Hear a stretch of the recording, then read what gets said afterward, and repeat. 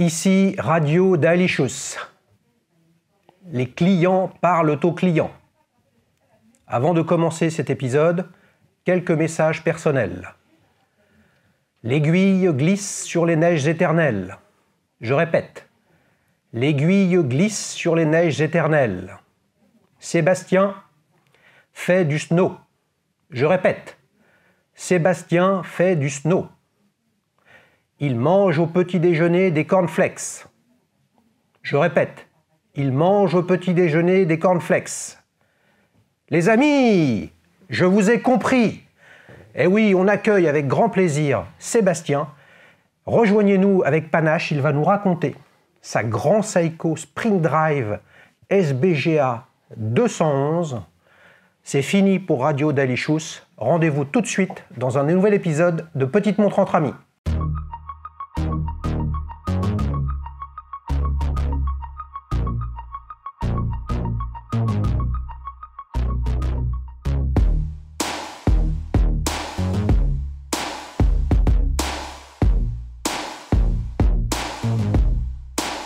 Salut Sébastien, ça va? Salut Xavier, ça va très bien. T'écoutais Radio Londres ou pas toi?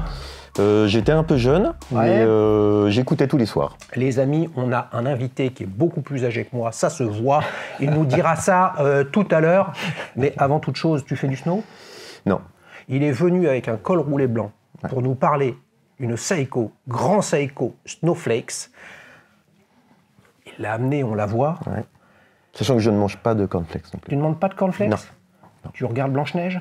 Non plus. Aïe, aïe, aïe, aïe, aïe, les amis, ça va être difficile. Je crois qu'on va passer un très, très bon moment ensemble. Est-ce que je peux te demander de l'essayer?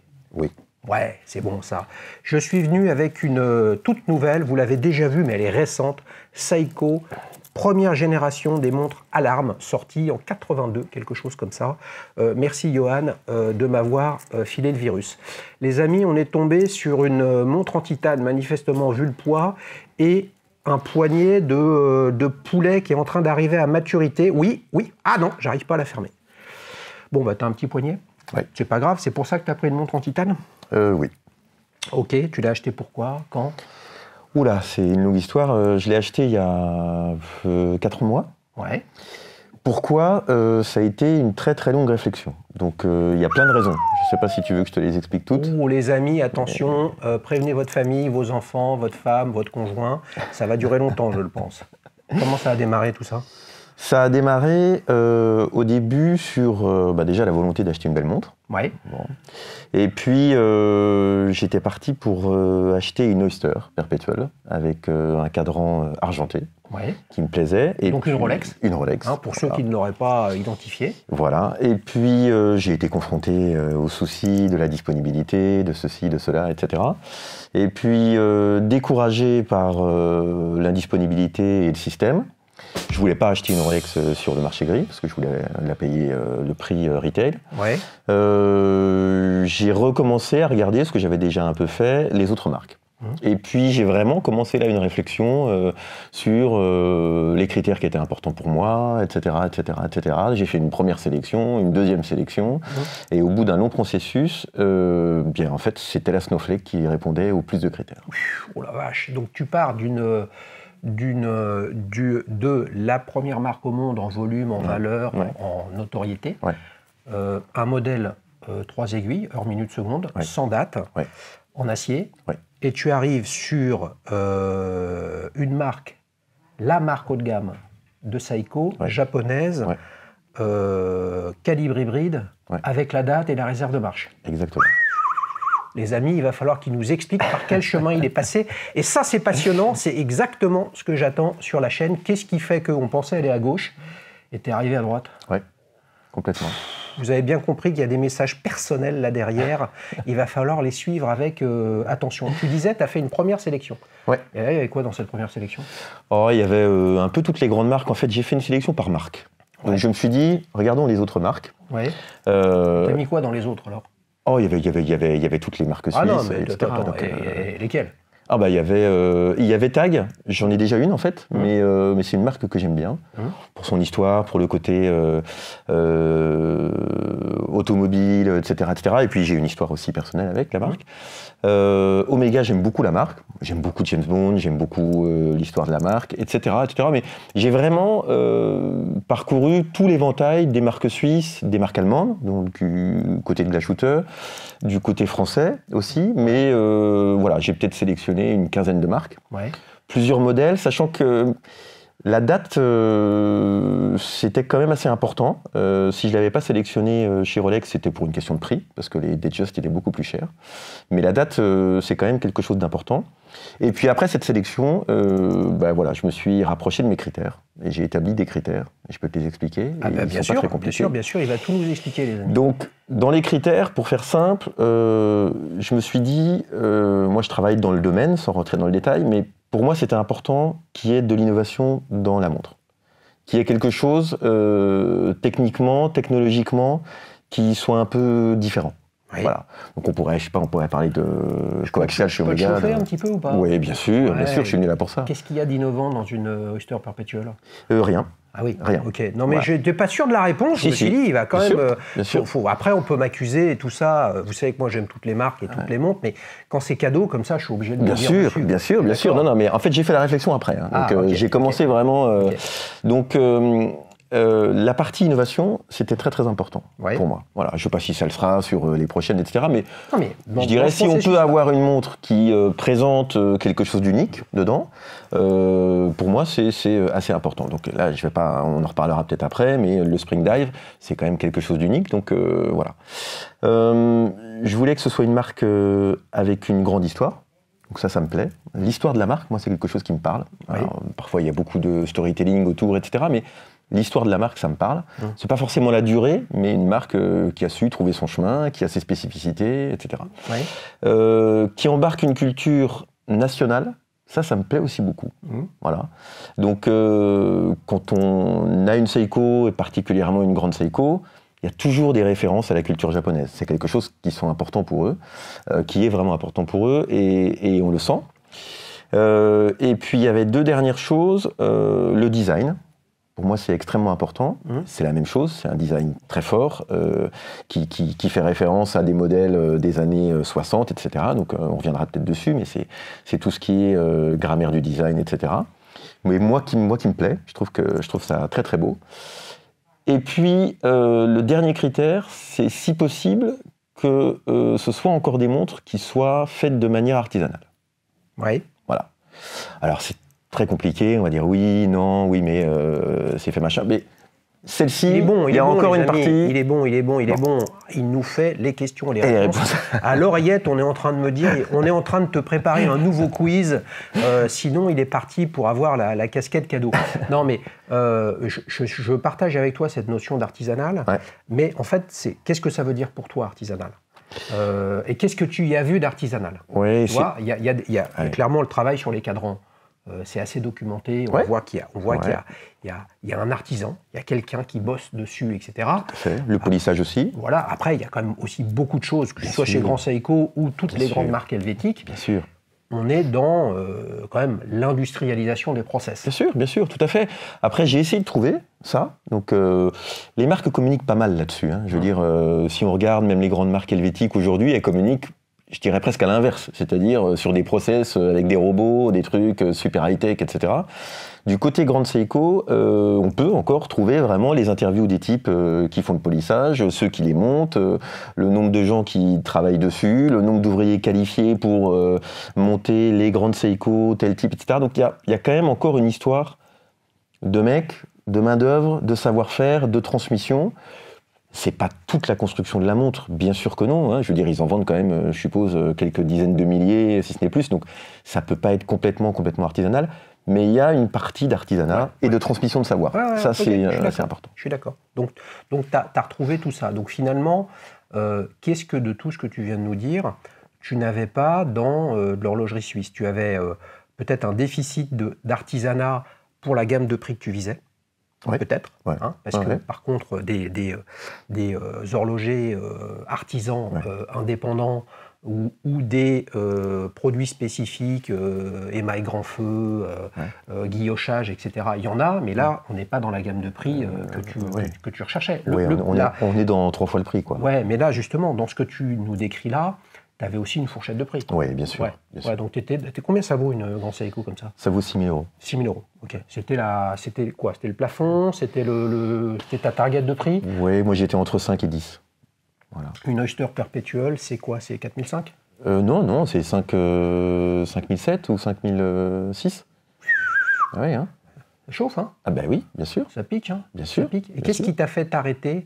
Qu'est-ce qui a fait? Parce que tu nous as dit, bon, t'as regardé, ok, il y avait le marché gris, mais le déclencheur, c'est quoi? C'est une énième déception dans une boutique où on dit, il n'y a pas passé votre chemin? Tu t'es rendu compte en te renseignant que finalement, il n'y en aurait pas, et puis que le marché gris, c'est pas acceptable? Non. C'est quoi le... Alors, du côté Rolex, en fait, ça a été très, très vite réglé.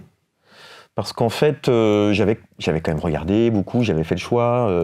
L'Oyster que je voulais, elle était vraiment précise. Hein, mais j'ai su tout de suite que c'était pas possible. Donc, de toute manière, c'était pas possible. Je me suis inscrit sur liste d'attente, etc. Mais c'était pas possible dans un délai. Et en plus, c'était très, très, très incertain. Donc, c'était dans un délai de X années et sans savoir. Donc, moi, j'avais pas envie d'attendre X années. Et c'était impossible pour moi de l'acheter sur le marché gris. Le double du prix ou 3 000 ou 4 000 € de plus. Impossible. Ça, pour moi, c'était une question de principe. Donc, de toute manière, ça a été réglé tout de suite. Et après, je suis parti sur ma réflexion, mes critères, la sélection. Et je serais tenté de dire, ça a quand même pris du temps, mais la Snowflake, elle s'est quand même relativement imposée. Ouais. Elle s'est imposée une fois que tu l'as essayée ou avant? Particulièrement quand je l'ai essayé. Quand je l'ai essayé, j'ai flashé. Le cadran, pour moi, ça a été un truc... Donc, quand tu l'as essayé, ça a été le coup près en disant c'est celle-là. Après, il fallait voir si tu l'achetais ou non. Sa concurrente, c'était quoi? La concurrente, c'était encore chez Omega, c'est-à-dire que je réfléchissais... Tu as déjà une Omega? Oui. Ouais, ok. Mais à l'époque, je ne l'avais pas. Ok. À l'époque, je ne l'avais pas. Et donc, j'hésitais entre une Aquaterra, mais je voulais un cadran blanc. Okay. Je voulais un cadran blanc. C'est original, ça, parce que c'est quand même pas légion, hein, les cadrans blancs. Ouais, c'est ce qu'on me dit souvent. Moi, j'ai beaucoup... j'ai pas vraiment d'amis qui s'intéressent à l'horlogerie, mais on parle de montres comme ça. Ils me disent, pour moi, une montre, c'est un cadran bleu, enfin, c'est un fond bleu, c'est bleu, etc. Et blanc, c'est vrai que moi, j'aime beaucoup. Et alors, si on cherche un cadran blanc, celui de la Snowflake, voilà, je suis pas représentant Grand Seiko, mais c'est quand même dans les cadrans blancs sur le marché, ça claque un peu, quoi. Ok. Tu l'as essayé où?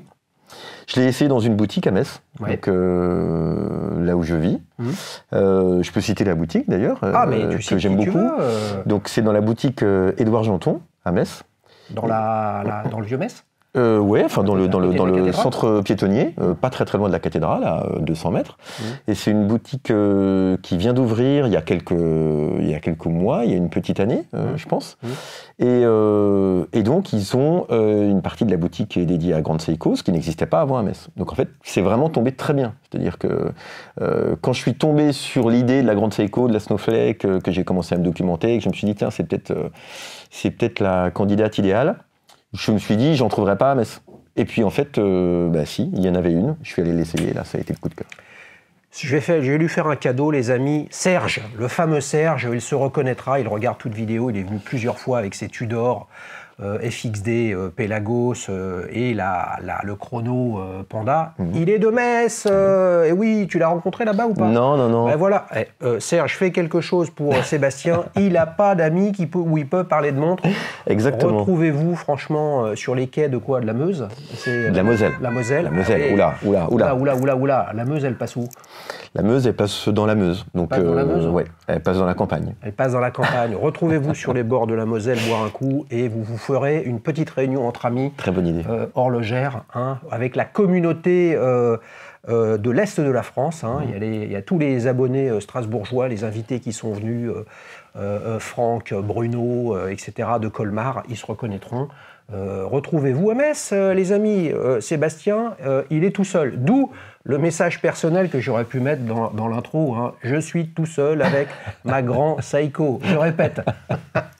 Bon, donc c'est en l'essayant que tu t'es décidé. Ouais, complètement. Et alors, une fois que tu l'as essayé, Ça t'a pris combien de temps de vraiment l'acheter derrière ou ça a été un achat d'impulsion? Non, non, parce que je fais pas d'achat d'impulsion comme ça, voilà. Et puis ça représente une somme, hein, quand même, je veux dire. Mais ça n'a pas pris longtemps. Ça a pris, ça a pris 2 semaines. Ouais. Voilà. Comment t'as réagi? Parce que tu l'as essayé. Ouais. Tu connaissais bien déjà Grand Seiko avant ou pas? Ou Seiko? Je m'étais beaucoup documenté. Ouais. Je connaissais Seiko. Ah oui, beaucoup. Alors, quelle approche t'as eu émotionnellement Mhm. et intellectuellement sur le Spring Drive? Émotionnellement, ben, je pense que c'est une bonne question parce qu'en fait, pour ça que je te la émotionnellement, pose. non, mais franchement, je trouve la question remarquable. Émotionnellement, c'est une bonne question parce que moi, justement, ça me fait quelque chose au-delà de l'aspect technique, innovation, etc. Rien que le fait de voir l'aiguille glisser sur le cadran, je trouve ça superbe. Je trouve ça superbe. Je trouve que voilà, c'est l'aiguille qui glisse comme le temps glisse, c'est-à-dire sans à-coups, donc vraiment comme on peut imaginer le temps glisser, sachant que j'aime bien tout ce qui tourne autour du temps, etc. Et donc ça me plaisait beaucoup. Ça peut paraître un détail pour les gens qui ne sont pas dans la montre et tout, ou pour les gens pour qui la techno, c'est pas très important dans une montre. Ouais. Pour moi, c'est un petit détail qui me plaît toujours. Ok. Ok, mais tu as des, si je me trompe pas, vous me direz les amis, vous le savez que c'est pas le cœur de ma spécialité, mais tu as des grands Seiko mécaniques Oui. avec des superbes cadrans également. Oui, bien sûr. Mais Mais c'est pas le même prix. non, bah, même, enfin si, parce qu'en fait à l'époque, je t'ai pas dit, mais en fait j'ai un petit peu hésité les 2 dernières semaines. Ah, il faut que je travaille quand Ouais, même oui, hein, bah pour oui, qu'ils nous oui, disent oui. tout. Hein. J'ai hésité entre la Snowflake et la White Birch. La White Birch, je la vois pas celle-là. Ah, J'imagine White, elle est blanche également. Alors en fait, elle est blanc-gris. Oui. Je crois qu'elle a eu le prix à Genève l'année dernière de Ouais. la meilleure montre, alors je ne sais plus dans quelle catégorie masculine, quelque Ouais. chose comme ça. Ouais. Elle était un tout petit peu plus chère, mais c'est du high beat. C'est pas le Spring Drive. Ok, ok, Voilà. ok. Et donc j'ai un tout petit peu hésité, mais je voulais absolument le Spring Drive. Ouais, bah ça, c'est un des autres savoir-faire de Seiko, le grand Seiko, pour le coup, le high beat. Tout à fait, Hein, tout à fait. donc ça Déjà perd, dans les années ouais. 60, déjà il faisait du Bien high sûr, beat. bien sûr. Quel est le petit détail que tu préfères? Parce qu'il y a quand même beaucoup de choses à dire, hein, vu le niveau de finition. Ouais. C'est quoi? C'est le cadran? C'est la teinte un peu spécifique du titane? Ouais. C'est quoi? C'est les reflets? Bah, facile, en fait, ouais, en fait, je vais t'en dire 2, excuse-moi. Je vais en dire un classique, Ouais. puis je vais en dire un que je pense qui va peut-être surprendre les gens qui nous regardent. Le premier, c'est que les index et les aiguilles, vraiment, sont tellement bien polis qu'on les voit soit noirs, c'est-à-dire les faces sont soit noires, soit blanches. Ouais, C'est vraiment incroyable, quoi. Ça scintille, pas dans le sens clinquant, mais c'est vraiment dingue. Et le deuxième, qui peut paraître anecdotique, mais en fait, la grosse couronne qui s'insère dans le boîtier, moi, je trouve ça très, très chouette. Et ça, c'est relativement rare, en fait. Il y a assez peu de montres comme ça. Mais c'est pas rare chez Grand Seiko. Non, du tout. C'est même une de leurs spécificités. Une de leurs spécialités. Oui, tout à fait. Effectivement. Même si mes souvenirs ne me trahissent pas, on a eu Morgane qui est passé il y a quelques temps avec une Grand Seiko à quartz. Oui. Il me semble que sur ton modèle, Morgane, tu me diras si je me trompe, justement la couronne n'était pas intégrée dans le boîtier, qui est une des subtilités, une des marques de reconnaissance. Après, on voit quand même la forme du boîtier très, très Grand Seiko, et un niveau une différence là dans le traitement on va dire du satiné sur les cornes, et là le chanfrein polymiroir, qui est forcément très, très, très séduisant. Donc tu m'en cites 2, et là-dedans tu ne me parles pas du cadran. Alors qu'en fait tu voulais un cadran blanc. Ouais. Cette montre a été surnommée par la communauté Snowflake. Ouais. Et donc elle rappelle, selon la communication de Grand Seiko, justement ces neiges qu'il y a sur la région de Nagano, là où est installé le centre de fabrication de ces modèles-là. Et c'est vrai que quand on le regarde, on voit des aiguilles qui flottent sur les neiges éternelles. Hein, pourquoi pas le cadran? Parce que c'est trop évident. Bien sûr que le cadran, c'est vraiment, Ouais. c'est vraiment ce qui flash, mais voilà, je te Ouais. cite des choses un peu plus... Oui, non, mais non, je suis d'accord avec toi, mais imagine cette montre-là avec un cadran mat Ouais, ou juste entre guillemets soleillé. ouais. Et les amis, des montres soleillées, j'en ai vu des dizaines sur la chaîne. Un cadran soleillé, je vais peut-être me faire houspiller par les aficionados de quelques marques. Là, je mets tout le monde dans le même panier. Un cadran soleillé, c'est un cadran soleillé, quoi.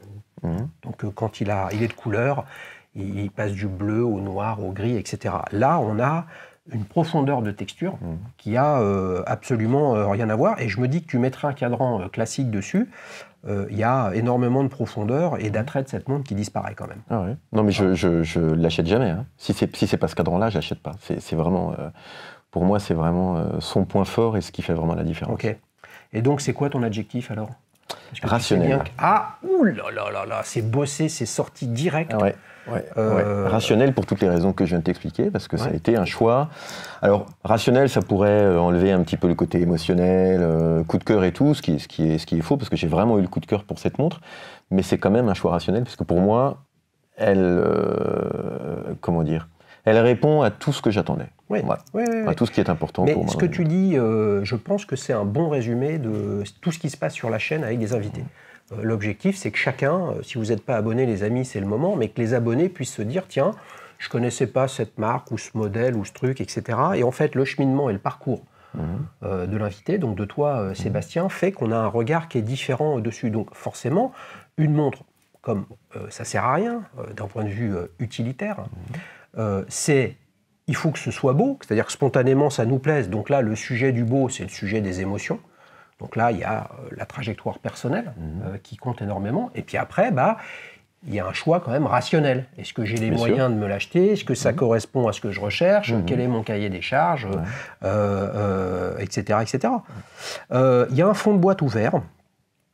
Donc avec cette... on a tout ce qu'il y a dans une montre mécanique à remontage automatique.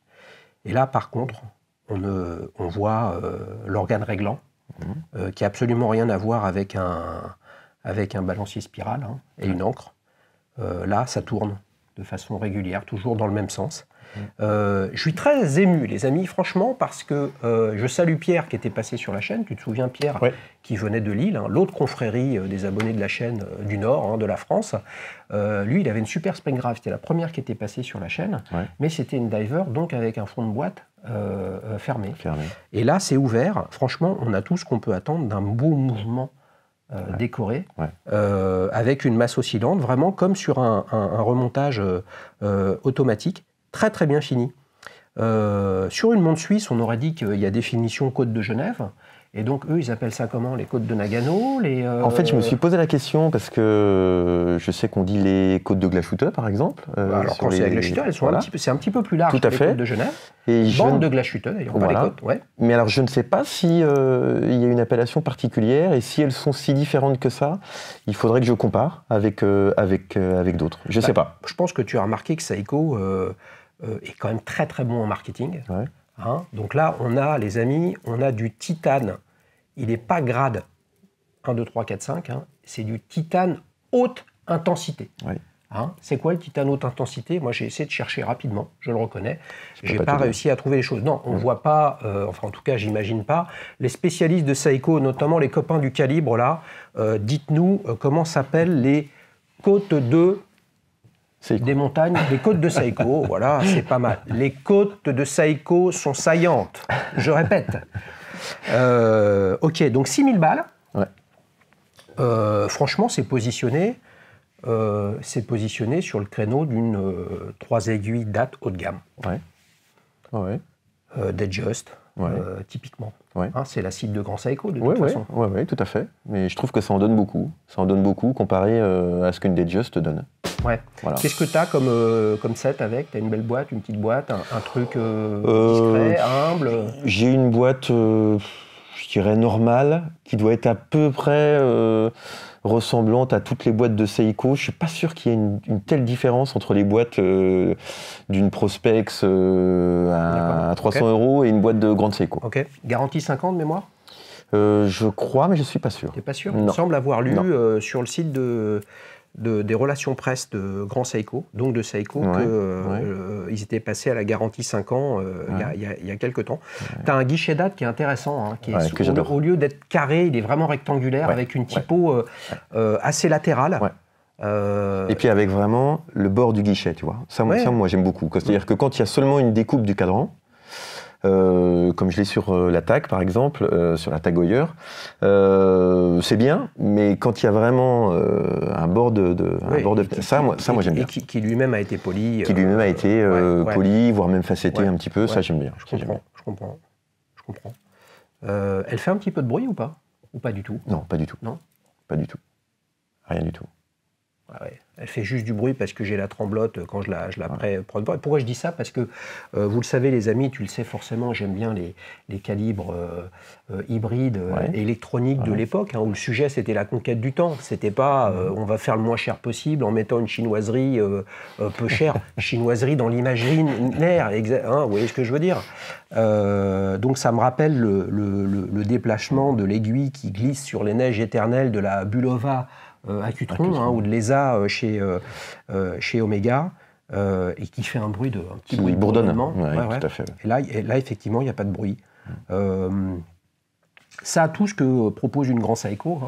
Hugues était passé dans un battle avec un collectionneur. On ne le voyait pas parce qu'il ne voulait pas qu'on le voie, mais il a un modèle mécanique GMT.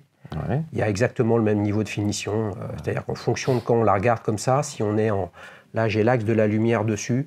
Là, j'ai tous les index et les aiguilles qui m'illuminent le visage. Vous avez vu un peu comme je scintille. Hein, et puis l'aiguille bleue. Écoute, j'ai envie de te dire, comme je disais à Morgane, je ne sais pas si tu as vu l'épisode, donc Morgane qui était venue avec sa Grand Seiko à quartz. J'ai le sentiment que, pas un reproche, mais une remarque quand même qui est faite par les possesseurs. Quand ils sont complètement transparents, là, vous voyez, je commence à le mettre sous pression, c'est que c'est tellement bien fini que ça en est presque irréaliste. Tu sais, un peu comme une photo où tu te dis, en fait, ça a été entièrement retouché. Tu as un paysage magnifique, les palmiers, la mer, les noix de coco, les rochers, les trucs. La vainée. Ça a été tout retouché sur Photoshop. Là, c'est tellement bien fini. En fait, c'est tellement parfait. Est-ce que ça n'en est pas trop? Non, pas du tout. Non, tant mieux.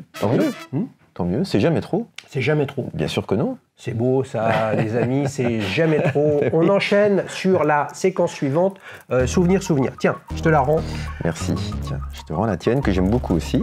Bah oui, mais qu'est-ce que tu veux? Petit poignet plus important, veut dire que malheureusement, je dis ça pour lui, il ne repartirait pas avec ma Seiko quartz alarme des années 80, tant pis pour lui. Hein. Donc, on a compris que quand même, tu écoutais quand tu étais petit Radio Londres. Oui. Donc ça te fait combien? Ça te fait 95. 95 ans, c'est pas mal. Hein. Ça mérite le respect. Donc tu as démarré avec quoi? Tu as démarré avec des montres de poche alors? Oui, avec des montres de poche, des horloges même que je mettais sur moi, que je transportais dans un sac à dos. Et puis après, on a commencé avec les premières montres Gousset. Et puis après, les montres... Non, en fait, je me souviens même pas, si c'est ta question, je me souviens même pas de ma première montre. C'est vrai? Ouais, je crois que je l'ai eu pour ma première communion, et je ne m'en souviens plus. Je suis vraiment... je sais que j'en ai eu une, je crois, pour ma première communion, mais je m'en souviens plus. Voilà. Et donc, qu'est-ce qui t'a, avec le recul, fait prendre conscience de l'intérêt du sujet? Alors, il y a eu deux choses que je t'ai ramenées. Ça va te plaire. La première, c'est un chronomètre. C'est un chronomètre qui appartenait à mon père, qu'il m'a donné il y a pas très longtemps, qu'on a recherché et qu'on a retrouvé. C'était une petite aventure. Et un chronomètre qu'il avait parce qu'en fait... Un chronomètre à main? Oui, à main, que je vais te montrer tout de suite. Il était prof de sport? Non, en fait, il faisait de la photo. Il était prof, mais il faisait de la photo. Non, il faisait de la photo en amateur. Et puis, il montait quand il avait besoin de tirer des photos. Hein, les gens aujourd'hui, tu vois, ceux qui ont connu la guerre comme nous savent ce que c'est. Il montait un labo chez nous, et donc il faisait son développement et ses tirages lui-même. Révélation, tirage. Exactement. Okay. Et il avait besoin... Là, le chrono, c'est pas essentiel, c'est vital. Tout à fait. Et donc, quand il nous invitait à venir à une séance de tirage avec lui, on avait la possibilité, l'un des enfants, d'utiliser le chronomètre. Et moi, il me fascinait. Ce chronomètre, je le trouvais vraiment... J'étais fasciné par ce chronomètre. Est-ce qu'on va le voir, les amis? Mais bien sûr, on va le voir. On ne peut plus, là. Voilà. Ah, fais voir. Tiens. Ah, chronographe ER. Exactement. Ah bah oui, non mais là t'es marqué au fer rouge. Là. Ouais. Donc chronographe, donc j'imagine qu'il se remonte comme ça. Tout à fait. Effectivement, on démarre avec le gros bouton ici. C'est parti, mon kiki. Aiguille bleue. Là, je joue avec la lumière. On a des aiguilles bleues, exactement comme sur ta Grand Seiko, avec une trotteuse qui se déplace différemment. Hein. Ouais. Et alors, si j'appuie là, je l'arrête. Voilà, 20 secondes. Si je repars, et là, qu'est-ce qu'on a? Ah, flyback. Ouais. Génial. Ouais. Et tu auras remarqué, en fait, il est au centième. Hein. Il est au centième de minute. Oui. Ah oui. Ce qui était relativement rare, alors ce qui était très, très utilisé dans l'industrie, dans les usines. Je te dis oui, mais non, je saisis pas ton truc. Alors attends, je le remets à 0. Il n'est pas en secondes. Il ne mesure pas le temps en secondes. Il mesure le temps en centièmes de minute. Il mesure le temps en centièmes de minute. Oui, c'est pour ça que tu as un 100 ici, à 12 heures. Oui, mais regarde, là, je vais l'arrêter. Là. Ouais. Là, je suis à 10 secondes. 10 secondes, 20 secondes. Non, tu es à 10 centièmes de minute.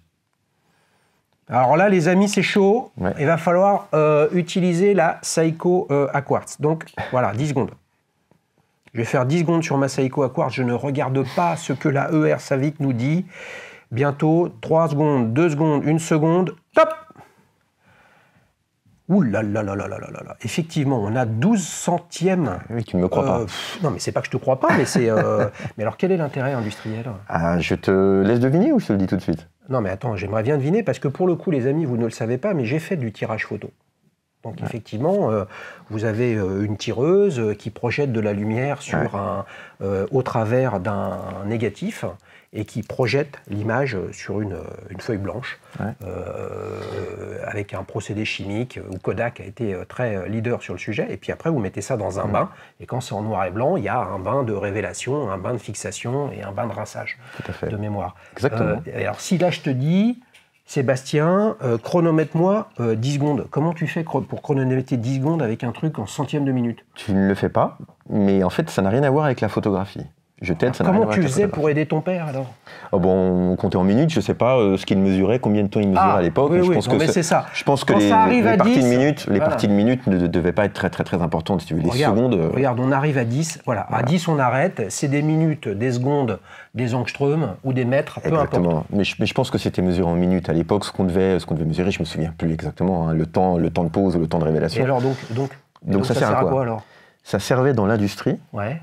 Parce qu'en fait, ça servait à mesurer des process de fabrication, notamment, je ne connais pas toute l'histoire, mais des process de fabrication dans l'industrie. Et quand tu mesurais en centièmes, tu pouvais ensuite plus facilement faire des calculs. Des calculs, des divisions, des multiplications, etc., etc. Donc quand tu mesurais des temps, par exemple, sur une chaîne de production, si tu le faisais avec des secondes, tu étais très très embêté s'il fallait que tu fasses des divisions, etc. Alors que là, en centièmes de minute, tu pouvais faire des calculs beaucoup plus facilement. Ce que tu veux dire que la base 100 est plus facile que la base 60. Exactement. Peut-être que c'est pour ça qu'il s'appelle ce chronomètre ER Savic. Non. Non. Savic, ça veut dire quoi? Savic, en fait, c'était le distributeur français. Donc c'était celui qui, sous licence, reprenait les calibreurs et les distribuait en France, en fait. Voilà. Mais ils sont, j'ai plus le numéro de référence en tête, mais c'est des références DEC. À la fin, en fait, du numéro de référence, ils ont des références DEC pour décimale. Donc en fait, ils mesurent le temps avec une base décimale. Voilà. Et non pas en 60e de minute. Ouais, là on est en 70 mm. On est en 60 mm. Ouais. Là, on est encore un petit peu plus petit qu'une Hublot Big Bang. Non, je déconne, les amis, tout le monde aime ce qu'il veut, il n'y a pas de souci là-dessus, c'était cadeau.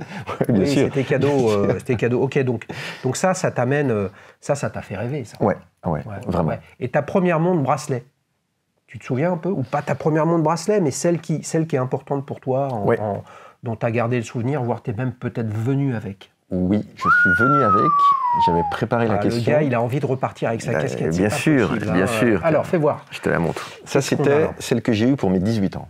Donc, je ne lance pas le chronomètre, les amis, pour mesurer la durée de l'émission, parce que sinon, après, il va falloir sortir la Breitling avec la règle à calcul pour savoir ce qu'on lit sur le chronomètre ER. Tiens. Merci.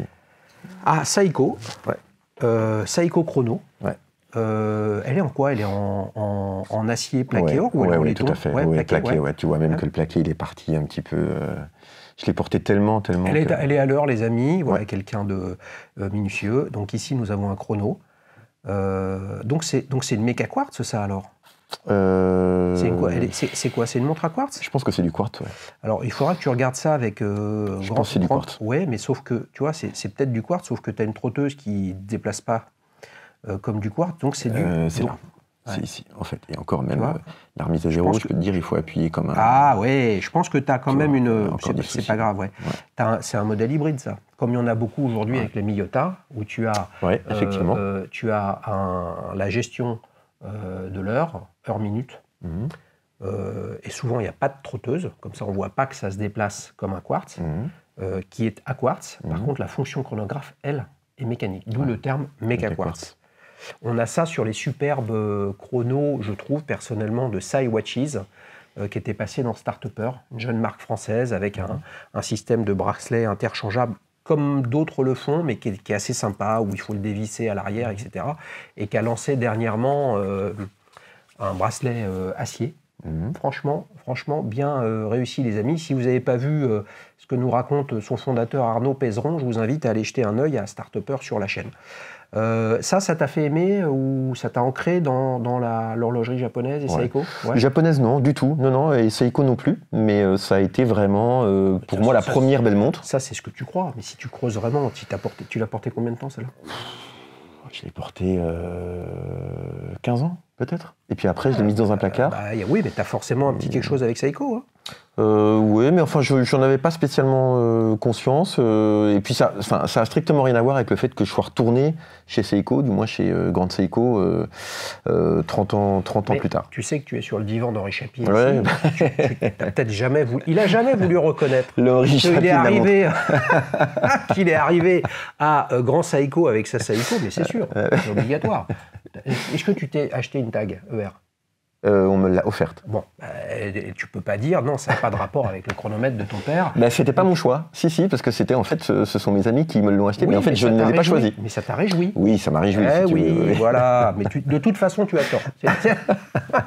C'est comme ça, les amis. Il croit qu'il va essayer de m'amadouer avec son beau sourire et ses belles montres et ses belles histoires. Mais attention, les amis. Ici, Radio Dalichus, les clients parlent aux clients. C'est parti pour le célèbre quiz. Merci. Tiens, alors, le quiz, où est-il? Là, c'est toujours difficile, le quiz sur Seiko. Moi, je trouve que c'est difficile, personnellement, donc j'ai quand même essayé de te trouver des questions. Mais je pense qu'il n'y a pas de problème, tu vas pouvoir t'en sortir. Alors, je les lis dans l'ordre.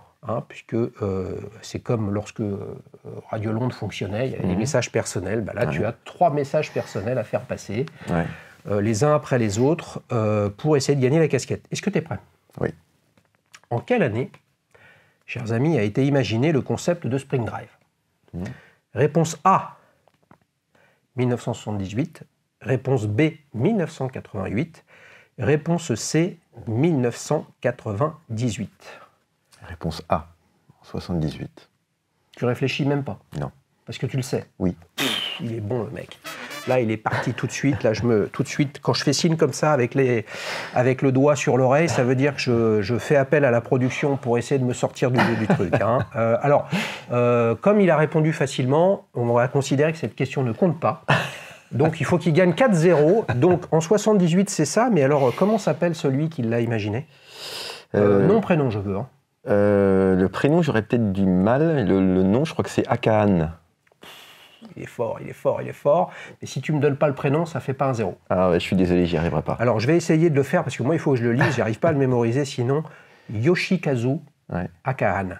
Il y a sûrement une prononciation, les amis. On se fait reprendre quand on prononce mal Glassut original. Merci Boris de m'avoir chauffé sur le sujet. J'aimerais bien connaître la prononciation de la région de Nagano. Pas de Tokyo, les amis, de Yoshikazu Akane. 230 brevets, 600 prototypes. Un truc de malade. 20 ans pour l'annoncer. Lancé en 98 et commercialisé en 99. Lancé à Baselworld, comme quoi la stratégie de Seiko avec Grand Seiko, bien que ça a été annoncé pour des Seiko, c'est arrivé chez Grand Seiko plus tard, c'est quand même de concurrencer évidemment le leader du Swiss Made dans l'horlogerie. Écoute, tu mènes 1-0, c'est bien? T'es serein? On verra. Bien, il veut rester concentré, il a bien raison. Alors, en termes d'actualité, en janvier 2022, donc il y a quelques mois, Grand Seiko a lancé 2 séries limitées ayant plusieurs points communs. C'est la dernière annonce qui a été faite par Seiko, janvier 2022. Ils ont sorti 2 modèles, et 2 modèles différents, mais qui avaient des points communs. Donc je vais te proposer des affirmations, et il y a une erreur là-dedans. D'accord? Elles utilisent toutes les deux un nouvel acier plus résistant à la corrosion, appelé le Ever Brilliant Steel. Ever Brilliant Steel, les amis, il faut parler anglais aussi dans l'horlogerie. Ça, c'est la réponse A. Réponse B, elles utilisent un calibre mécanique de la famille 9S. Donc les 9S, X, Y, Z sont les références de mouvement mécanique. Réponse C, elles sont toutes les deux inspirées de la 44 GS. Je dirais la réponse C. Alors, je te cite 3 affirmations. Ah non, pardon. 3 affirmations et l'une est erronée. La fausse qui est erronée. Donc je dirais que la 3e est bonne. Elles utilisent un nouvel acier plus résistant à la corrosion appelé Ever Brilliant Steel. Réponse A. Réponse B, elles utilisent un calibre mécanique de la famille 9S. Réponse C, elles sont toutes les deux inspirées de la 44 GS. L'une de ces 3 affirmations est fausse, les amis, roulement de tambour. Je dirais la première. Si tu ne me réponds pas, je suis obligé de prendre le chronomètre ER au centième de minute, un truc de malade. Non, je dis la première, mais sans conviction. Donc, tu ne crois pas qu'elles aient toutes les deux l'acier Ever Brilliant Steel? Aïe, aïe, aïe, aïe, aïe, aïe, aïe, aïe, j'ai l'impression qu'ils voulaient gagner 3-0, il y a un partout. Ça va mal, le FC Metz est rejoint à Saint-Symphorien par l'AS Nancy-Lorraine. Rien ne va plus, le derby de l'Est, ou le derby lorrain, on l'appelle. Oui, bien sûr, bien sûr. Et oui, il ne faut pas perdre à Saint-Symphorien, sinon après c'est chaud. Non, elles sont toutes les deux en Ever Brilliant Steel. En fait, l'erreur, c'est qu'il y en a une qui est en calibre mécanique 9S et l'autre est en Spring Drive. Eh oui, toutes les deux limitées à 550 exemplaires pour fêter les 55 ans de la 44 GS, les amis. Un cadran exprimé avec beaucoup de poésie, comme toujours chez Grand Seiko, avec des trajectoires d'étoiles, etc. Honnêtement, si vous ne le dites pas, il faut quand même le chercher. Ça ne change rien au fait qu'il y a quand même un travail sur la profondeur et la texture du cadran qui est absolument magnifique. Tout ça, c'est beau. C'est beau la poésie, mais malheureusement, dans le sport, il y a un partout. Donc si tu es un peu compète, te laisse pas déconcentrer. Là, je suis très compète. Le COP de Saint-Symphorien va t'encourager. Allez les amis, encouragez-le. Alors, le problème, c'est que la 3e, elle est vraiment merdique comme question, je suis désolé. Elle est vraiment vicieuse. Bon. Ta montre fait partie de la collection Héritage. Jusque-là, tu es d'accord? Oui ou non? Je reste concentré. La montre de Sébastien fait partie de la collection Héritage, mais elle est exprimée avec une sous-collection sur le site internet de Grand Seiko. Réponse A, l'écoulement naturel du temps. Réponse B, le temps de l'innocence. Réponse C, temps, nature et beauté. Aïe, aïe, aïe, aïe, aïe. J'hésite entre le A et le C. Je dirais le temps de l'innocence, tu n'y crois pas? Non. Pourquoi? Je sais pas. Ok. A, l'écoulement naturel du temps. B, le temps de l'innocence. C, temps, nature et beauté. Quoique... Parce qu'ils ont fait les collections avec les saisons, donc ça pourrait être l'écoulement naturel du temps. Tu pourrais me répéter la première et la troisième, s'il te plaît? A, l'écoulement naturel du temps. C, temps, nature et beauté. Et B? B, le temps de l'innocence. Tu sais que parfois je mets des réponses j'essaie de lire à un la peu dans noix. ta- Oui, non, mais tu peux J'essaie lire. de lire sur ton visage. Oui. Tu vois. On a pris un café tout Le à temps l'heure, de les amis. Il a l'innocence, essayé de regarder dans le mar de café, mais ça lui a pas servi. Le temps de l'innocence, ça me paraît un peu gros. Je sais pas pourquoi. Ça me semble un peu fake. Écoute, je suis obligé de te mettre un peu de pression quand même. Ouais, tu as raison. Parce que les On va pas amis, y là, passer non ils plus te 10 minutes. regardent et ils Bien sûr, attendent, bien bien sûr. sûr. Allez, je dirais la dernière. Réponse C, temps, nature et beauté. Aïe, dans les arrêts de jeu, il prend un but, c'est pas possible. Mais il faut reconnaître qu'il y avait quelque chose d'intéressant là-dedans. On va y conduire tout de suite Le temps de l'innocence, puisque ça, c'est un film de Martin Scorsese sorti en 93. Beau film de poésie d'un homme qui hésite entre l'amour qu'il peut porter à deux femmes de conditions et d'origines différentes. Un bien beau film sur le temps qui passe et les émotions. C'était l'écoulement naturel du temps. Figure-toi la bonne réponse. Alors, c'est compliqué parce que c'est une façon très originale de Grand Saïko de trier ses collections, puisque Temps, Nature et Beauté, c'est une sous-collection de la collection Sport. D'accord. Tu vois. Et l'écoulement naturel de temps, eh bien là, Snowflake est dedans, avec un autre modèle en cadran indigo, qui est une série limitée, avec un indigo qui rappelle une couleur assez prisée par les samouraïs au Japon au XVe siècle. Ok.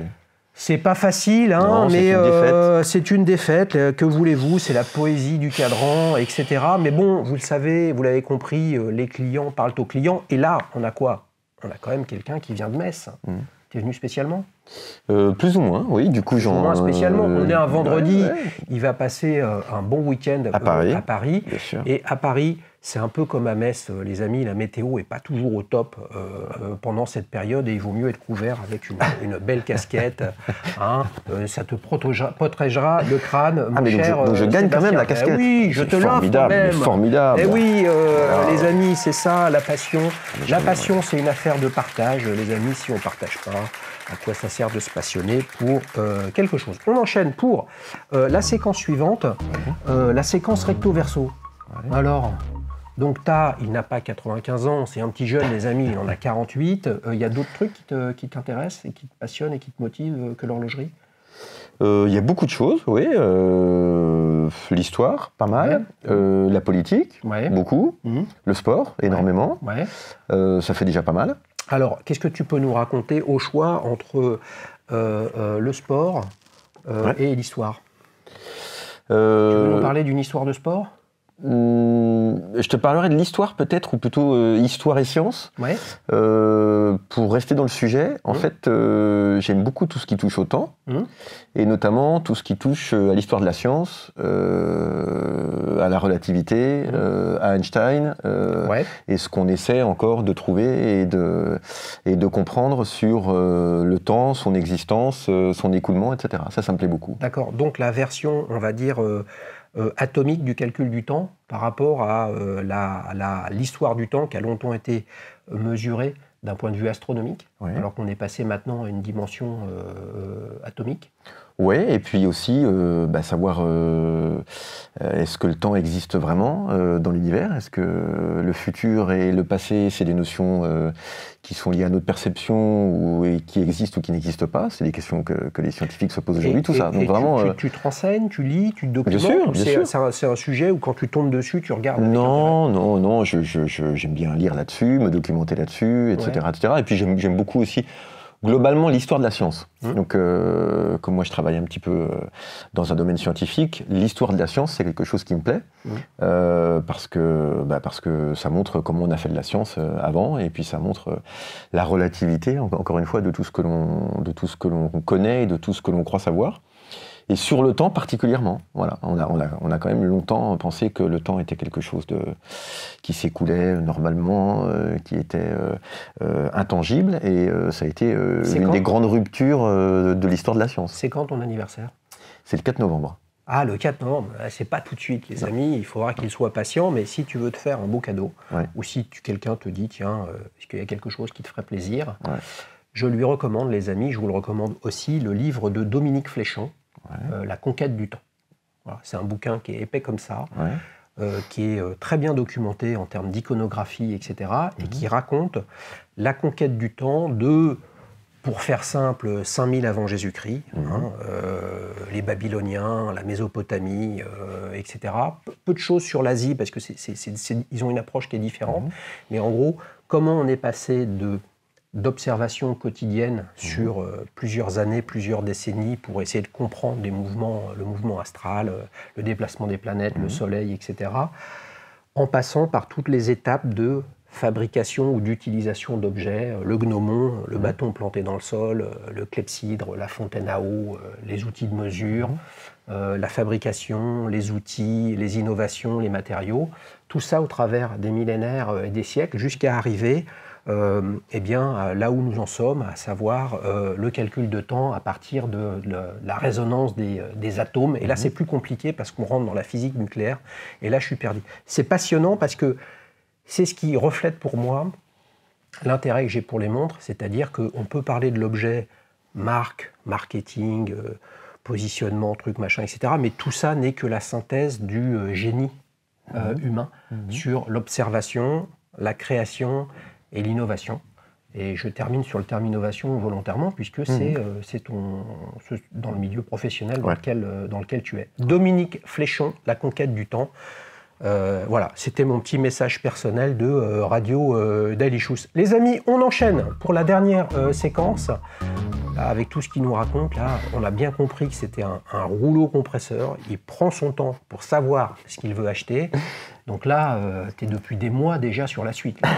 Hein, parce que 48 ans, les amis, hein, faut pas être devin, mais je sens qu'il y a de la belle ouvrage qui va arriver dans 2 ans. Là. Ouais, donc pour mon anniversaire, tu peux m'acheter la suivante. Ah, bah si voilà, les amis, une très bonne vous idée. avez compris. Si vous voulez offrir un bouquin, le bouquin de Dominique Fléchon, La conquête du temps, à Sébastien, je vous passerai ses coordonnées avec grand plaisir. Moi, je les ai déjà, j'ai pas besoin de lui redemander. Hein. Alors en fait, je ne vais pas trancher avec ce que j'ai expliqué jusqu'à présent, c'est-à-dire que je suis dans une nouvelle réflexion rationnelle aussi. Les critères seraient les suivants. Dans les montres que j'ai pas de dress watch. Donc j'aimerais bien une dress watch, vraiment. Mais vraiment. Tu veux me faire deviner là ou... Oui. Ah, ok, dress watch. J'aimerais bien continuer de me promener dans un nouveau pays. Donc, Suisse, j'ai. Japon, j'ai. Donc, j'aimerais bien un nouveau pays. D'accord. Et j'aimerais une marque, pareil, avec une histoire et une grande renommée. Et j'aimerais un modèle iconique. Iconique. Voilà. Ok. Donc, pour l'instant, il ne m'en reste plus que 2. Ouais, il t'en reste plus que 2. Et j'ai envie de te dire, il faut que tu aies 20 000 balles. Non. Non. Iconique. Ouais. Pas suisse, pas japonaise. Alors, dans les deux, il y en a quand même une suisse, j'avoue. Il y a une suisse et une française, j'avoue. Ah, il y a une suisse et une française. Ouais. D'accord. Non, alors, moi, j'étais parti sur l'Allemagne. Ouais. Donc, grande histoire, longue, monumentale, Langenzoon. Ouais. Mais Langenzoon, je ne sais plus le dire. Boris, viens à mon aide là-dessus. Ouais, non. Donc, c'est pas Langenzoon. Non, c'est pas possible. Français. C'est hors budget. Il y en a une française et une suisse. Alors, une française, quel budget ? C'est pareil, entre 5 et 10. Entre 5 et 10, dress watch française. Ouais. Pékinais ? Non. Ce serait une Cartier. Ouais. Une Cartier. Ah, oui, ok. Ok. Non, mais là on peut pas, il y a une ruse là-dessus. Quoi non, mais Cartier, oui. Mais quoi ? Bah, c'était français. Ah ben oui, mais d'accord, mais je suis d'accord avec toi depuis que oui, ça fait partie d'un groupe suisse aujourd'hui, mais bon, ça reste quand même une marque française, quoi. Non, mais à ce rythme-là, Jaeger-LeCoultre, c'est plus Jaeger ou plus Lecoutre ? Parce que si c'est Jaeger, c'est français. J'entends bien, mais justement, c'est... Ok, Cartier, ok. Ouais. Oui, dress watch. Ouais. Ah bah, c'est vrai que... là, moi, je te verrais avec 2 modèles de chez Cartier. Ouais, on va voir si c'est les mêmes. Une Santos ou une Tank. Ouais, bah, j'hésite entre les deux, mais je pense que ce serait plutôt une Santos. J'adore, je trouve ça super chouette. En plus, beaucoup de beaux bracelets cuir, ce que je voudrais aussi, et puis avec un changement facile. Ouais. Et ça, c'est vraiment sympa. Ouais. Ça, c'est quelque chose qui me plairait beaucoup parce que c'est très pratique. Et donc, comme j'aime bien sortir les bracelets avec Tu avais des vu vêtements... l'épisode, vous l'avez vu les amis, si vous ne l'avez pas vu, Ouais. c'est une grave erreur avec Romain, Ouais. qui était venu avec sa Cartier Santos. Il y a un système effectivement pour changer les bracelets Très très chouette. qui est extrêmement bien réussi. Ouais. Alors lui, c'était une grande. Et moi, je partirais plutôt sur une médium. Ouais. Mais tu la prendrais quand même en bracelet cuir. En fait, il donne, il y a le bracelet métal, historique, enfin celui qu'on connaît, et il livre un bracelet cuir avec. Super finition. Assez paradoxalement, de mémoire, elle était en acier, celle de Romain. Ouais. Et le polissage, que je vais qualifier de satiné, c'est-à-dire on n'est pas du tout dans le polymiroir, on est juste avant, donc, ce qui fait qu'il n'y a pas de reflet, a une petite teinte coquille d'œuf, un léger gris qui pourrait faire penser à du titane, alors qu'en fait c'est en acier. C'est vraiment sympa. Et effectivement, le système attache rapide du bracelet est réussi. Et pour le coup, les amis, il y a quelque temps, vous l'avez peut-être vu, une petite montre entre amis, le retour. Vous savez que les invités qui sont déjà venus, ils n'arrêtent pas de demander à revenir. Donc moi, je les accueille avec grand plaisir pour qu'ils nous racontent une autre histoire de montre. J'ai Maxime qui est revenu avec une Tissot PRX Powermatic 80 avec un système d'échange rapide potentiel de bracelets. Franchement, il y a une grande différence entre une vraie réflexion sur le changement rapide comme il y a sur la Santos et d'autres d'ailleurs, alors que sur la Tissot, ça peut éventuellement se faire, mais en fait, c'est pas fait pour. Là, c'est vraiment super simple. C'est un bon la Santos, choix. En fait, on appuie simplement avec l'ongle et le bracelet part. Ok, donc française, Cartier Santos. Voilà. Et la Suisse alors? Ce serait une Jaeger Lecoutre. Une Reverso. En fait, tu veux aller sur autre chose que du rond, en fait. Voilà, ouais. Ah ben voilà, non mais attendez, le brief, en fait, il était embrouillé. C'est-à-dire ton premier critère, c'est que je veux pas qu'elle soit ronde. Non, c'était pas ça, mais c'est vrai que du coup, il se trouve que ces deux modèles rectangulaires... T'en es où là-dessus? Je les ai essayés, réessayés, etc. Ça prendra du temps. Voilà, ça prendra du temps. Non mais qu'est-ce qui te... Le truc qui te ferait choisir entre les deux. La Santos et le truc qui te ferait choisir la Reverso? Je sais pas encore. Je suis... C'est sur le divan, il faut réfléchir là. Oui, mais t'es marrant toi, je vais pas le faire comme ça. Non, ça va venir. Je les ai essayés, réessayés. Voilà, ça viendra, ça prendra le temps. Mais c'est bien aussi que ça vienne pas simplement comme ça, tu vois. Je l'adore, Sébastien, et c'est exactement le sujet. Franchement, si acheter une montre, c'est comme acheter un sandwich au jambon. Exactement. Si vous n'aimez pas le jambon, vous prenez un sandwich au thon, par exemple, et c'est juste, je donne des sous et j'ai une montre, ça n'a aucun intérêt. Exactement. Moi, personnellement, ce qui me branche, les amis, c'est le chemin, c'est la passion, c'est le temps, c'est l'énergie, c'est la réflexion. Vous avez bien compris, si c'est juste, je donne des sous et puis je repars avec une montre, quel est l'intérêt? T'es d'accord avec ça? Mais bien sûr. Alors, vous pouvez ne pas être d'accord avec ça, bien évidemment, mais ce que j'essaye de partager sur la chaîne, et donc je te remercie une nouvelle fois, Sébastien, d'être venu, c'est que vous veniez raconter, parce que vous savez, si vous savez des trucs, c'est cool, bien évidemment, parce que l'objectif, c'est d'apprendre. Mais ce qui me paraît plus important, c'est que vous veniez expliquer ce que vous aimez, et puis pourquoi, et puis comment vous avez évolué. Et là, franchement, on a quelqu'un qui vient, qui finalement va sur une Grand Seiko, alors qu'au départ, il partait d'un autre modèle et d'une autre marque, et il nous a expliqué pourquoi. Eh bien, écoutez, c'est cette trajectoire qui est absolument passionnante. Si vous voulez venir en parler, eh ben, c'est simple, www.dailyshoes.fr. Vous venez sur le divan, si vous êtes dans le coin, si vous pouvez venir en région parisienne, sinon on organise un enregistrement à distance et on passe un bon moment. Tu t'es régalé? Super. C'était Radio Daily Shoes, les clients parlent aux clients.